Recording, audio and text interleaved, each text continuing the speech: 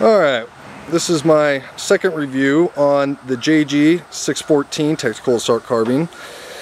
And I finally had a chance to look over it as of last night. This is the voila finished product, as you could tell. Had some oddities here and there. Some things that I left out yesterday that were important, and some things that I found. I will go over them here, but bear with me. That is a Gemtech silencer by Mad Bull. That is a nice silencer to have. That is a foregrip made by, let me think here. Let me think who made that foregrip. I can't think of it right now. Any of the case being. There is the Leapers 40mm green dot red dot scope and mid cap high cap mags, whatever. We're going to go over the cons of this gun right now because, well, yeah, that's not one of the greatest things in the whole wide world. Alright, how this silencer works, alright, it just slides on whatever, alright. Now, the flash hider on the front of it comes off, but I don't know who made it. Some Jap asshole thought it'd be funny to chrome over it. Alright, so it was orange. Well, it's not so orange now. What happened was, there's a little screw and you take an Allen wrench to it, you untighten it, alright. Well, it's usually righty-tighty, lefty-loosey, but when the flash suppressor comes off, it's righty-loosey, lefty-tighty. I literally had to take a vise to this thing. That's how hard it was to get off. You want to see the aftermath? Aftermath. Yeah, tore it up. Not one of the prettiest things in the entire world, but hey, I'm not going to use it. Who cares? Yeah, so you have to be very careful when it comes to that. So please, please, please watch yourself. And now that I'm looking at it, the grip is a Garter vertical tack grip, and it's black. And there was a thing on Airsoft GI stating that, hey, you know, this might not fit on the JG614 series. But it does fit. That whole thing about WD-40 yesterday and elbow grease, it's all, you know, whatever, fun and games.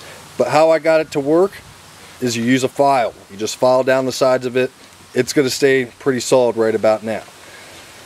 But that's not an issue. I noted that yesterday. Another problem, going over it, this gun has a 3-piece barrel. It is not a single barrel, so watch yourself with it. So it's 1, 2, and 3 in there, so you just kind of got to be careful. Well, who cares? You know, that ain't going to be too much of an issue. You can buy a single barrel for it, whatever. Alright, some other issues that I found about the gun. This stock. This stock. Where do I even want to begin with this? It's a piece of shit. That's as much as I could say with it. Opening it up last night. Now, when I did my chrono test, I really didn't, you know, stick the battery in it. I just kind of held it and fired it to see what it would come, whatever. Opening it up, and I wanted to stick it in and see how the weight would be. The battery doesn't friggin' fit. No, it's too tight in there. These guys decided, oh, it's a great idea to make this wiring all screwed up inside. There's a little box down, like right in here, to keep it sturdy, and thus I quote, sturdy. Alright, and when you stick the battery in, the fit is extremely tight. On top of the fact, the wires get in the way, and it is extremely hard to shut the back. So I might have to go and buy another $60 to $70 stock. Alright, this gun, $170. No, this gun is worth $150. So, took the stock off thinking that maybe I can fix it. These guys, it gets even better from there. They're cheap. This receiver right here, alright, mass produced alongside with the wiring. They do have that collapsible stock in the crane stock, but it's mass produced for the collapsible. How they did the wiring. Now, with collapsibles, usually you get a PEQ box up front, such as here, and you just stick the battery there and you wire it through the front. That ain't an issue.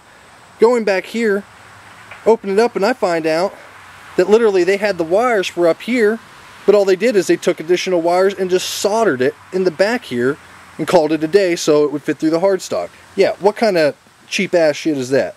But, you know, that ain't too much of an issue. If you don't pull on it, it won't come apart, and if it does come apart, all you gotta do is resolder it. Alright, as of yesterday, I also noted that this hole right here is where you would stick your sling, but it's not. Right here, see them two holes? Them two holes are where you actually use your sling for. It's left and right for lefties and righties, whatever the case might be. Other than that, the gun is in decent condition. It's very loud when it shoots, so be aware of that when you're playing night games and you don't want to give your position away. Kind of be easy on it. Alright, the battery, very tight fit, might need to get a new stock. The front flash suppressor, yeah, you need to seriously use bigger wrench, but hey, whatever. Foregrip fits kind of tight, but that's just how the RIS is.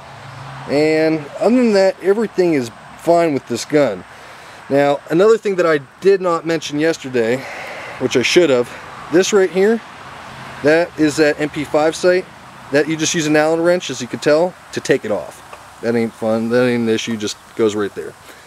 Alright, this key, I did show it yesterday, but I'm going to show it to you again now and show you how it works.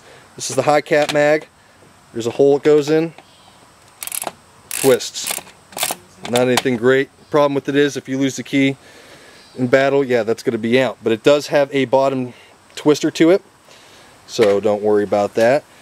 This is the high cap mag, and I did lube these up with silicone oil, and fits just fine. The gun itself is amazing. Is it worth 170? No. 150? Yes. Because of the cheaply made back. The plastic, again, it is durable, but it's very plasticky feeling. It's weird to the touch. It's like you could buy something better at Walmart almost. Other than that, the gun shoots great. Rate of fire is a little bit slow. You could go with the 9-bolt battery, but I wouldn't, because you could strip the internals with it, but how you spend your money is how you spend your money. Alright, other than that, there is nothing else to complain about this gun. I wanted to give a heads up on that, and everything should go fine. Hopefully this two-part review did good, and again, if you have any questions or concerns, just post them at the bottom of the video, and I'll look under it, and, you know, just kind of see what there is, respond back. I will be doing a review on the Armalite M4, M15 tactical carbine, if that's what it is. It's from the Smartline series, yes. Sportline, excuse me. Sportline, I can't get that straight right now. Still a little bit early, but any of the case being. It's a Sportline M4 series, and I will be doing a review about that. And I'm thinking about buying a Colt 1911. I haven't purchased it as of yet, but I'm going to wait on the other review concerning, because my ACOG will be coming in here shortly. So I hope you enjoyed. Again, if you have any questions, just tell me. Peace.